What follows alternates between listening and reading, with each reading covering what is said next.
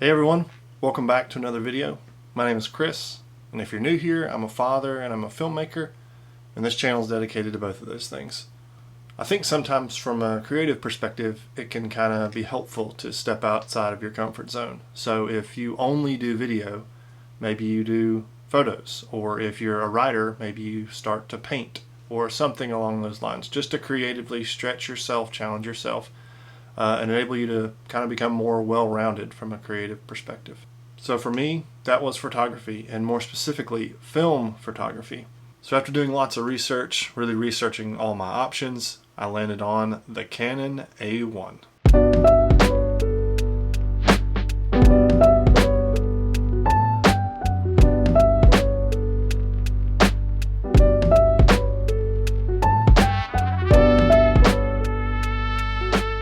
Maybe you're one of those people that just wants to get into film photography and you're looking for the best 35mm film camera out there.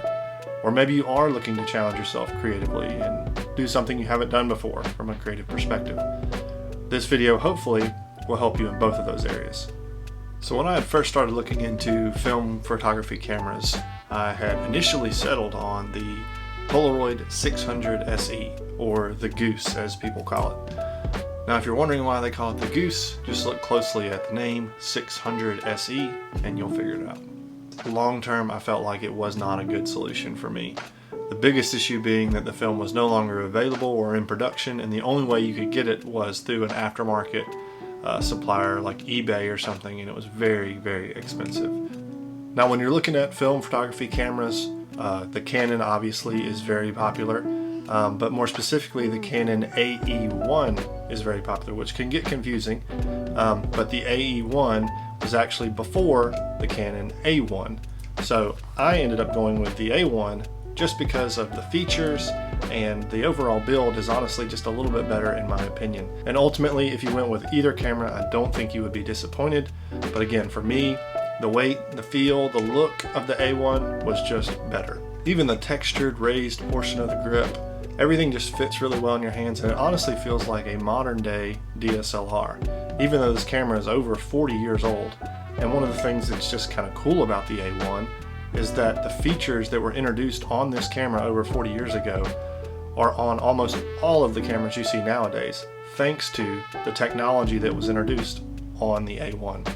So it's just a cool piece of history that you're kind of holding in your hand and can still take great pictures with. So I'm going to go through some of the pictures that I've taken here recently and talk about the different film stocks that I've used, and I will link in the description to all the different types of films that I've used and where you can buy them pretty readily online. Okay, so some of the first pictures that you're seeing are from the Portra 800 film stock by Kodak.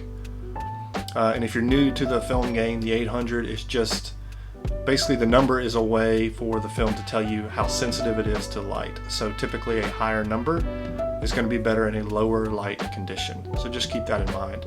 Kodak also has a Portra 400 film option, which is really great, and I'll show you a couple of those pictures here, and you can see there's not a huge difference, but nonetheless they're great film stocks. You would be happy with either one. Another option that I've used that I've been really happy with, and I know some people on YouTube have said that they don't necessarily like this film stock because it's oversaturated, but for me, I kind of like the look, and that's the Ektar 100. You can see some of the pictures here that I've taken that I thought turned out really well, and some of the saturation I kind of liked. It just adds a different look to it.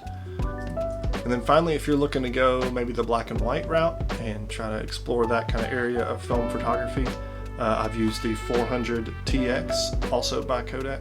I like shooting with a 400 TX film. The only thing I didn't like was the grain was so noticeable. I do like some grain, but it was almost too much grain, and you can see that in some of these photos here. All in all, in buying film and 2 lenses and a camera, you're only going to be into this whole thing for just a few $100s. And if you really did some hunting, you could maybe even do less than that. There's so many different options in terms of used A1s. Some of them may have a couple issues. I just wasn't comfortable with finding one that had something that was broken that I was then going to have to figure out a way to fix. For me, it just wasn't worth the time and the hassle, so I did pay a little bit more, but my A1 arrived ready to go. So after you've decided to buy the Canon A1, you may be looking for lenses and different lens options. Just keep in mind with the Canon A-1, it has the classic FD mount.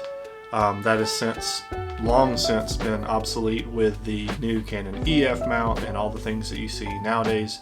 But because it was so popular back in the day, the FD mount lenses are widely available and you can find various focal lengths. So the two lenses that I have with my A1 is this 50mm that came with it, and then I also have an 85 that I use occasionally. The most used lens that I have is probably this 50, but the 85 is also great for maybe a little more portrait work. If you want to do that, you can. So some people might ask, why even bother with film photography? It's dated, it takes a long time, it can be expensive in terms of buying the film, getting it developed, buying the cameras and the gear. So why even bother with it? Especially today with the cameras that we have, just everything is so easy and you get an instantaneous result of the picture that you took, and you can then make adjustments to take another picture to maybe improve it or fix an error where something goes out of focus or whatever the case may be. I think from a digital perspective, you can shoot so much so fast and do the kind of spray and pray model where you just press the shutter as many times as you can and hope you got a good picture in there somewhere. And it really doesn't cost you anything. You can go back and delete all the bad ones and you have a good one. But with film, you can see what you're about to shoot, but you don't fully know until it gets developed. And you've only got 36 exposures, so you gotta make them count.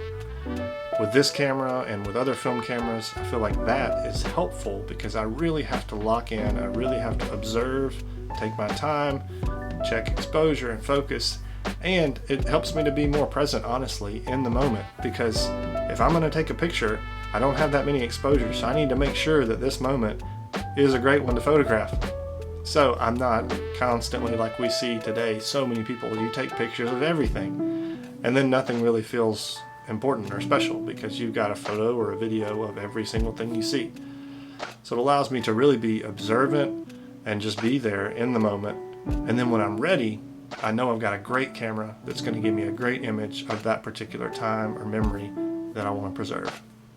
Okay guys, thanks for watching. I hope this video is helpful to you in making the decision for your film camera. Keep an eye out for a future video where I take my daughter with me and we do some fun film photos and she tries her hand at film photography too. I think you'll really enjoy it, so keep an eye out for that. Thanks again for watching, and I'll see you next time.